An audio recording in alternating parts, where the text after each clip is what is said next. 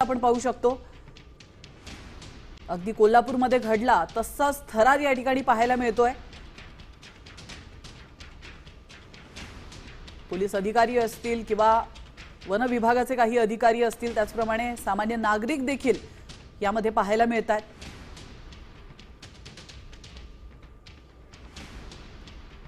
दाटीवाटीचा परिसर असल्याने आणि गार्डन परिसर असल्याने हा बिबट्या नेमका कुठे लपून बसलाय हा मोठा प्रश्न आहे आणि त्यामुळे त्याची शोध मोहीम अतिशय युद्ध पातळीवर सुरू आहे।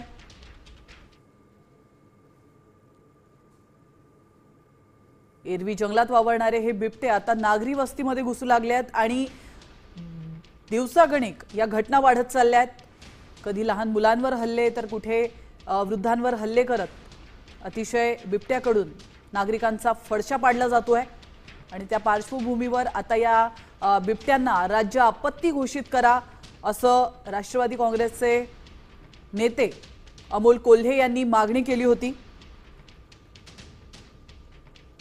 त्या मागणीचा आता सरासर विचार केला जातो का किंवा गांभीर्याने या मागणीला घेतलं जातं का हे पाहणं अतिशय महत्त्वाचं असणार आहे। कारण पुणे असेल, कोल्हापूर असेल किंवा नाशिक असेल, या ठिकाणच्या गावाखेड्यांच्या भागामध्ये मोठ्या संख्येने बिबटे हे नागरी वस्तीमध्ये शिरत असतात।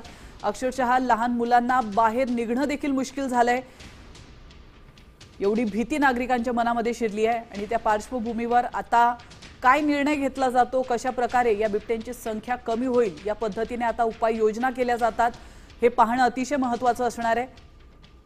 तर नाशिकमधली ही आताची थरारक दृश्य आपण पाहतोय। नाशिकमध्ये भर वस्तीमध्ये बिबटे शिरलेले आहेत, एक नव्हे तर तब्बल 2 बिबटे शिरलेले आहेत। त्यामुळे नागरिकांची चांगलीच धावपळ झालेली आहे। मोठ्या संख्येने या ठिकाणी पोलिसांची कुमक मागवण्यात आली आहे आणि असं असताना देखील नागरिक मात्र तर आपण या दृश्यांमध्ये पाहू शकतो तर बिबट्याला शोधण्यात यश आलेलं आहे। बिबट्या त्यांना दिसल्याचं या दृश्यांमध्ये पाहायला मिळत आहे आणि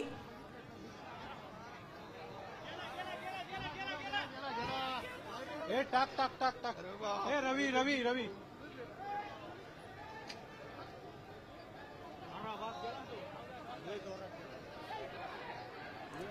हे टाकना भाऊ तू काय करतोय माझ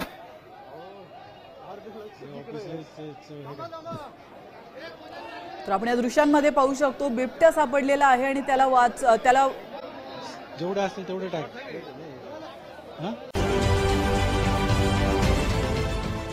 देश विदेशातील प्रत्येक घडामोडींचे लाईव्ह अपडेट मिळवण्यासाठी आता साम टीव्हीच्या सर्व सोशल मीडिया प्लॅटफॉर्मला लाईक, फॉलो आणि सबस्क्राईब करा। तसंच सर्व नोटिफिकेशनसाठी बेल आयकॉन प्रेस करायला विसरू नका।